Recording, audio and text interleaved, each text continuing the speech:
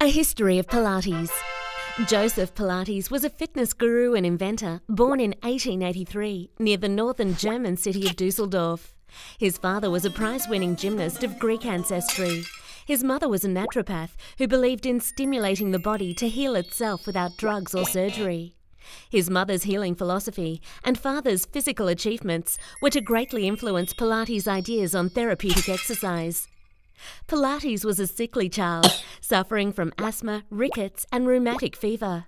To make matters worse, the bigger children at school taunted him by making fun of his name. He became determined to overcome his physical disadvantages and dedicated his life to improving his health and strength. He focused on breathing techniques to assist with his asthma, and by exercising outside in his shorts, was able to cure his rickets, which is caused by a vitamin D deficiency. By the age of 14, he was fit enough to pose for anatomical charts. He loved skiing and being outdoors. He studied bodybuilding, yoga, martial arts and gymnastics. You can recognize the influence of these activities in the Pilates technique. For example, the long stretch and up stretch on the reformer are drawn from downward facing dog and plank in yoga. He uses punching and side kick movements similar to martial arts, and some exercises on the chair are similar to gymnastic ring work. The natural movements of animals also inspired him, and this can be seen in exercises such as the cat stretch on the Cadillac. In 1912, Joseph Pilates moved to England and earned a living as a professional boxer, circus performer and self-defence trainer at Scotland Yard. During World War I, however, the British authorities interned him, along with other German citizens, in a British enemy citizens camp on the Isle of Man. The health conditions in these camps were poor, but Pilates insisted that everyone in his cell block participate in daily exercise routines, which he had devised to help maintain their physical and mental well-being. Some of the injured German soldiers were too weak to get out of bed. Not content to leave his comrades lying idle, Pilates took springs from the beds and attached them to the headboards and footboards of the iron bed frames, turning them into equipment that provided a type of resistance exercise for his bedridden patients. These mechanized beds were the forerunners of the spring-based exercise machines such as the Cadillac and the Reformer, for which the Pilates method is known today.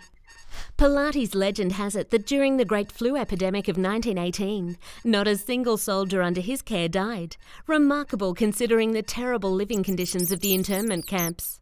After the war, Joseph returned to Germany and collaborated with experts in dance and physical exercise, such as Rudolf Laban. In Hamburg, he trained police officers. He was also pressured to train members of the German army, but left his native Germany, disappointed with its political and social conditions, and immigrated to the United States. En route, he met his future wife, a young nurse named Clara. The couple founded a studio in New York City and taught and supervised their students well into the 1960s. His method, which he and Clara originally called contrology, encouraged the mind to control muscles. It focused attention on core postural muscles that help keep the body balanced and provide support for the spine. In particular, Pilates exercises teach awareness of breath and of alignment of the spine, and strengthen the deep torso and abdominal muscles. Pilates came to believe that modern lifestyle, bad posture, and inefficient breathing lay at the roots of poor health. Joseph Pilates' New York gym put him in close proximity to a number of dance studios, which led to his discovery by prominent members of the dance community, including George Balanchine and Martha Graham. The Pilates repertoire itself has many references to classical ballet and also the Graham technique. For example, the ballet stretches on the Cadillac and ladder barrel, the round back and straight back in the stomach massage series on the Reformer. Many dancers, actors and famous people in New York depended on Pilates for the strength and grace it developed, as well as for its rehabilitative effects. Joseph Pilates wrote 2 books, Your Health and Return to Life Through Contrology, and was also a prolific inventor. He passed away in 1967 at the age of 83 in New York. He had maintained a fit physique throughout his life, and photographs show that he was in remarkable physical condition in his older years. He's also said to have had a flamboyant personality.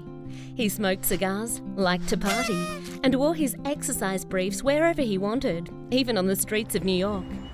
It's said that he was an intimidating, though deeply committed instructor. Although Joseph and Clara had no children, his legacy and exercise techniques were preserved and developed through the work of his disciples. These disciples, who started out as their apprentices, are now called the elders. Until exercise science caught up with the Pilates method in the 1980s, it was chiefly dancers and elite athletes who utilised the Pilates technique. Now, Pilates has made it to the mainstream, with its health benefits and mental discipline widely recognised as being of great benefit to the health and well-being of all types of people, no matter their shape, size, gender or age.